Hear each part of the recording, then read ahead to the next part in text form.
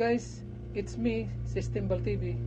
Kung bago ka pa lang sa aking channel, paki-like, subscribe, and hit the notification bell para updated kayo sa aking latest uploaded video. So ang video na gagawin kong ito ay para sa mga baguhan na wala pang YouTube channel or hindi pa organize ang kanilang channel. Actually, pag mayroon tayong Facebook account, mayroon na tayong YouTube channel. Kaya lang hindi lang tayo aware. Kasi pag may Gmail tayo, mayroon na tayong YouTube channel. So ang gagawin natin, i-organize na lang natin, lagyan ng profile o may kunting settings. So mas maganda siguro panoorin na lang natin ang aking maikling tutorial. So here we go.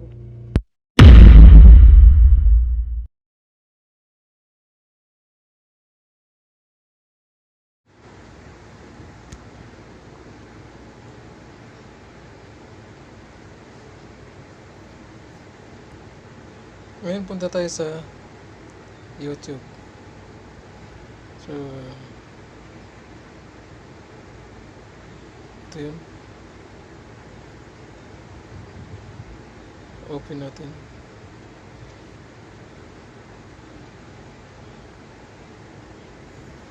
So sa kanang parte ng ating cellphone mayroong icon din.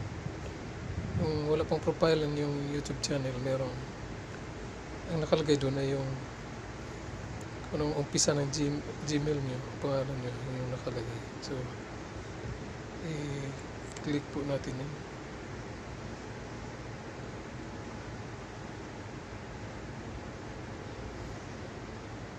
Ito yun.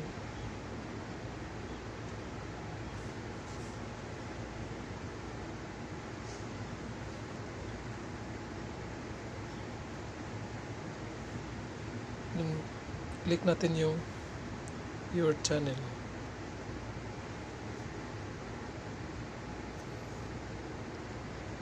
So may nakalagay na edit channel.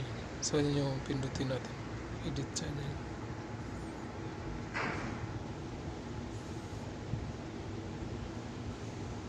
Sa taas merong sign ng camera. Ito.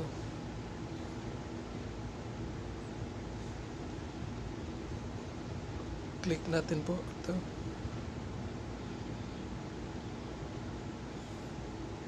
Then kung gusto nyo lagyan ng profile pic, pwede kayong pumili sa take photo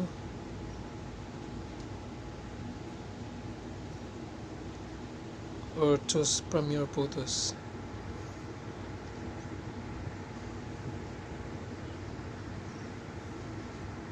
Then sa baba mayroong dalawang pencil. Ito po yun. Tsaka ito.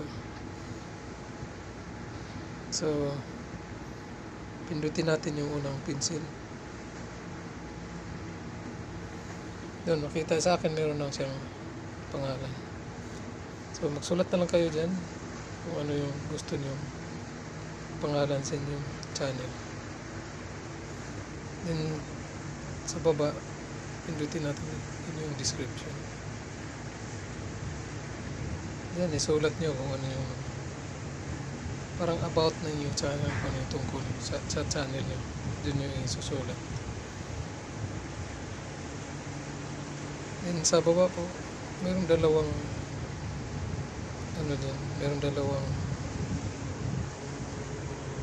nakasulat sa privacy. Keep all my subscription private. So ipa-blue natin yun.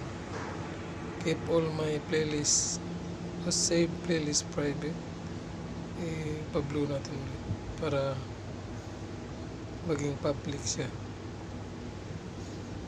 So ganun lang ka simple, mayroon na tayong YouTube channel. So pwede ka nang mag-upload kung gusto mo. So yun na po guys ang ating maikling tutorial. Sana may natutunan po kayo kahit konti. Kung meron kayong gustong sasabihin, pwede kayong mag-comment dyan sa baba. Kung meron kayong gustong i-request o ano pa dyan. So thank you for watching.